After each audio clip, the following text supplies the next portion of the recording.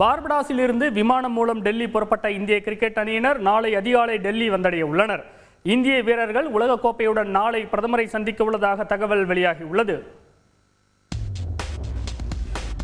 T20 உலகக்கோப்பையை இந்திய அணி கைப்பற்றிய நிலையில் பார்படாஸில் வீசிய புயல் காரணமாக விமான சேவைகள் ரத்து செய்யப்பட்டன.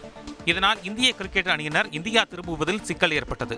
இந்நிலையில் புயலின் தாக்கம் குறைந்ததை அடுத்து இந்திய அணியை அழைத்து வருவதற்காக ஏர் இந்தியா விமானம் இன்று பார்படாஸ் சென்றடைந்தது.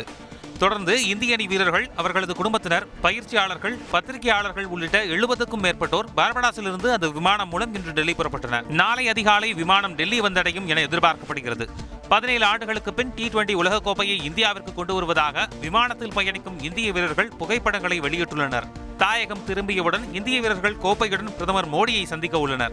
மேலும் உலகக்கோப்பையை வென்ற இந்திய அணி வீரர்களின் திறந்தவெளி பஸ் பேரணி நாளை மாலை 5 மணியளவில் மும்பையில் நடைபெறும் என BCCI செயலாளர் ஜெய்ஷா அறிவித்துள்ளார். இதனிடையே சர்வதேச T20 கிரிக்கெட்டில் ஆல்ரவுண்டர்களுக்கான தரவரிசையில் இந்திய அணி வீரர் ஹர்திக் பாண்டியா முதலிடத்துக்கு முன்னேறியுள்ளார்.